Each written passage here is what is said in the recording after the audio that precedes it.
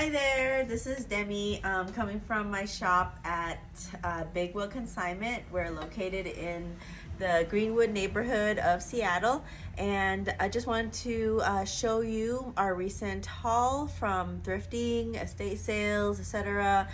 We always make our rounds weekly. Yeah, so let's get started.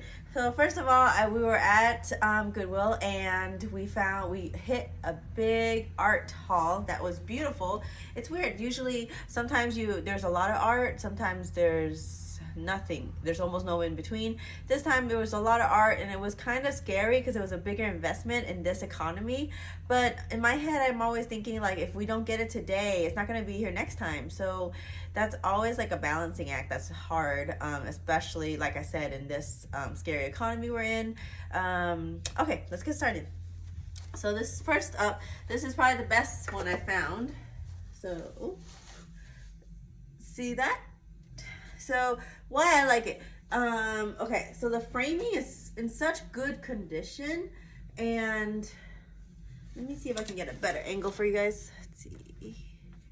So the framing is just such good condition. Sometimes I'll see these frames and some of the gold is chipped off, or say there's a scratch on the canvas. That dramatically makes it way harder to sell. So this one, it's beautiful details. We specialize in mid-century modern and Danish modern things, so this would so go with it. And if you're like, I guess, like a really eclectic interior person, this could even go with like antique stuff if you kind of balance it out.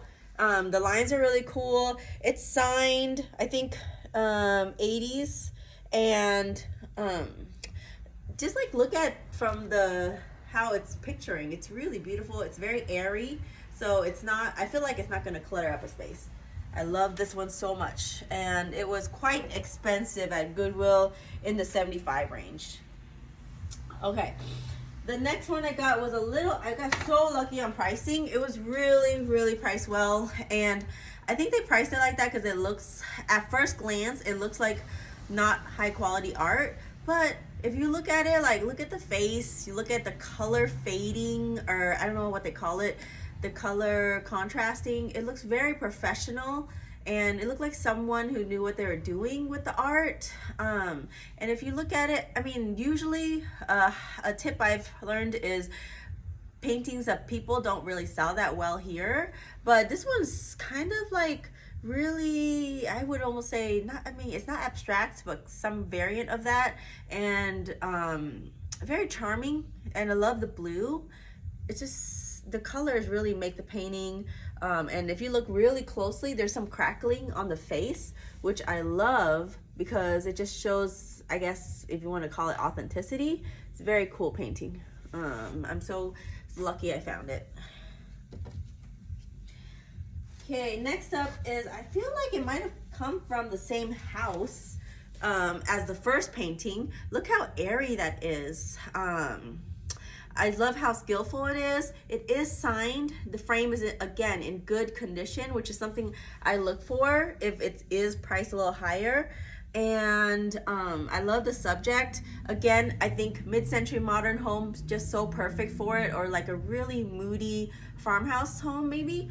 Just the color, it's like a off green color, and the subject matter, again, I love. If you look really closely at the details, it is really professionally done.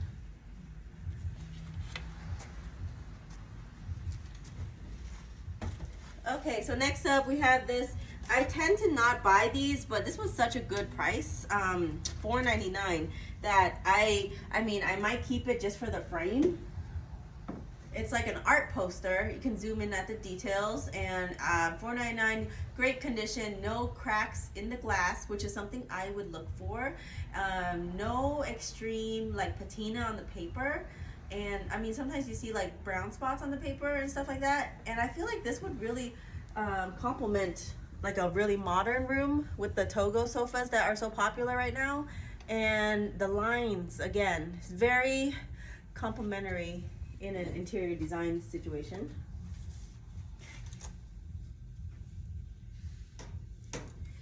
You can see Seattle is really Seattle today. It's very gloomy, rainy, depressing, but if you go downtown Pioneer Square, it's like romantic because you can get a coffee or just have a walk around.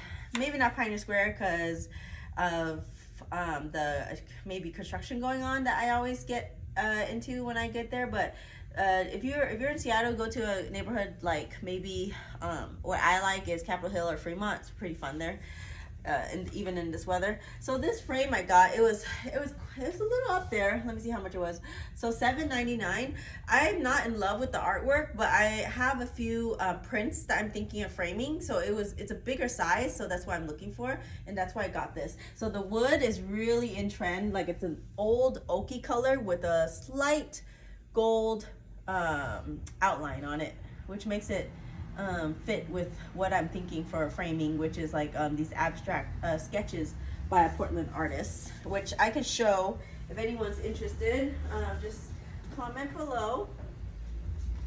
Next painting, again, it's by that same artist. I feel like it's by the same guy because the framing is the same, the painting strokes are the same, everything, even the high price at Goodwill was the same. Again, I think mid-century, this is really romantic, moody, and would fit into either mid-century or craftsman home if done correctly, I guess.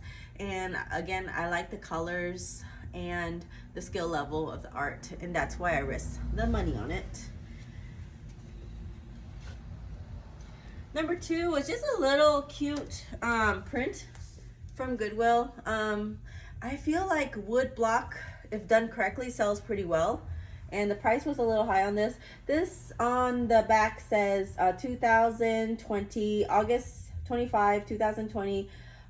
Your first Seattle Magnolia neighbors. Oh, okay, so it was a gift to someone. The title is Mother Africa Protecting Her Child, Areas of South Africa. Artist is, I can't pronounce the name, but from South Africa, and I'll show you to you so I don't butcher the name. Okay, very cool art. It was a little price higher than what I usually get for smaller art, but I really like it. Okay, so this one, a Goodwill find. I was so lucky because what I get excited about is if something is not priced at Goodwill, then they'll price it a little bit on the lower end if you go up there and just tell them, hey, I need a price on this. It's a horse sketch. It's not, I believe it's a print. It's not a real watercolor, so the lady gave me a pretty good price on it. I need to start a framing room because I have a lot of unframed art, and framed art usually sells way quicker for obvious reasons. One of my favorite finds because of the price. And then this one was the opposite. It was a tiny painting, and it is marked $15. It's small. The frame has a little bit of damage on it, and it's still $15 at Goodwill. But I fell in love with it because look at the lines and the symmetry, not symmetry, but like the color blocking. And it's signed by an artist and dated in the 90s. Again, $15 plus Seattle tax though. That is really high bet for me because people don't think of vintage art that looks like this as, you know, price higher, but I still want to have it part of my shop, so that makes it hard. Why I chose it, because it has a really like, you know how they're doing the pale rooms nowadays with the Art Deco, pale pink, pale like colors, pale vanillas. I think this would really go well, and it just has such a romantic feeling to it. Okay, number 2. Okay, so this little guy, let's see if you can see it if I put it here a little closer. Nope. This little guy was $20 plus Seattle tax. So me and my husband couldn't figure out what it's made for, but look at the little, like the wood color. You see how it's carved? You see, make sure it's clear on the screen. You see how it's like carved all around the edges, and the wood is super old looking, and it has a little crevice. You see it, like, I feel like it's for breaking nuts. But again, $20 plus Seattle tax. So that's, again, a big bet on our part. We just want to have really good things for our customers. I love it. I would think it would look gorgeous in a kitchen counter or a kitchen bookshelf. Just as like, hey, this is a vintage kitchen item. Really pretty. Okay. So next up, put it right there for you guys to look at. Next up is, I even forget what I get sometimes because we go so often.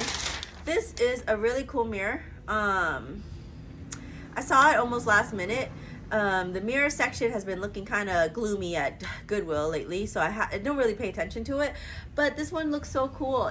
I believe it's like a wood inlay design, and I feel like I can tell it's handmade because of the back, how primitive the back looks. So if you look really closely at the details, really beautiful. And I think that would add a lot of lines to a room, make it look prettier. Okay, the next item I got, it was so weird because this was, I saw it among the smalls department, and this thing was, as pretty as it was $20 at Goodwill.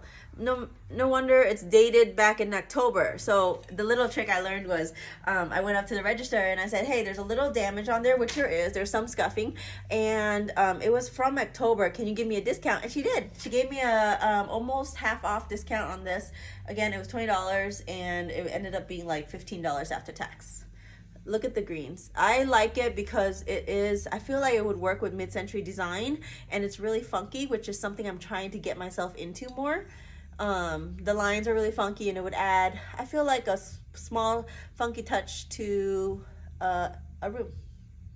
On a coffee table or a catch-all dish on your entryway. Really cool.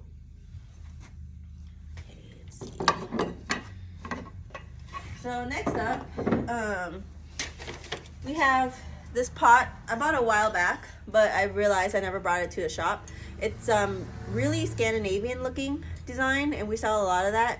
Anything Scandinavian we do pretty well in. So, and I'm not sure if it's functional or not, but look at that wood handle. It's really, really elegant, and the color is just fantastic. Adds a pop of color to your kitchen. Okay, let me see if I have anything else. Oh, well, I have, I recently did a video where I was talking about my hippo finds, so I'll just say it again here in case you missed it. Here's a hippo. So these are made in Japan. Very cute. And I'll show you all three, and I'll let you guess which one's worth the most money after my research, and which one I paid the most in at Goodwill. Okay, so Goodwill is really doing their research, because of all these three, when they price something higher, you just got to pay attention and do your research, and there's always a reason why it's a little bit higher. So here's this. I feel like these could be cute succulent plants, or even something to water succulents. So of the three, this one was the most expensive. This one is, I guess, a juicer. So they have a version, I Googled it, and there's literally nothing available that I could find during that week. It was last week, and I couldn't find anything. And they had marked as $20, which makes sense because there's nothing on there. It is really expensive for me to buy at Goodwill, because it is a bet in the end for me, because I'm not keeping it, I don't think.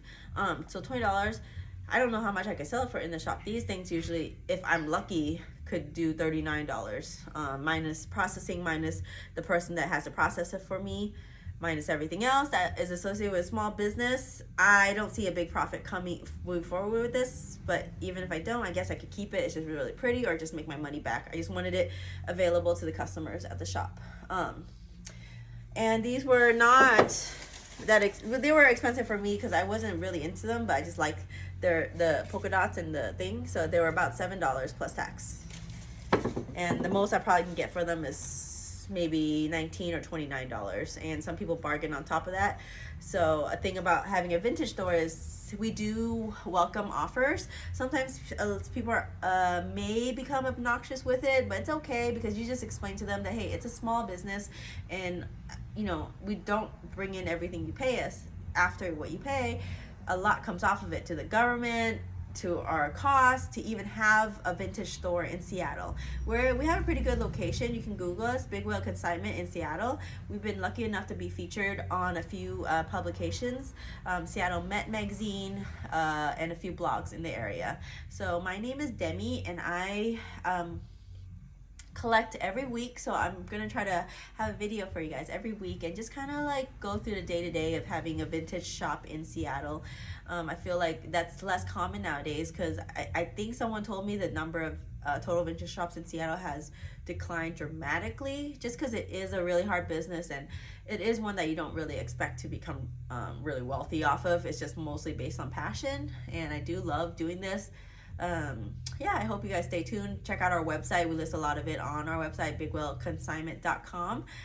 We have an Instagram that I'm trying to grow, Big Well Consignment on Instagram. And we also have a TikTok. It's not much right now.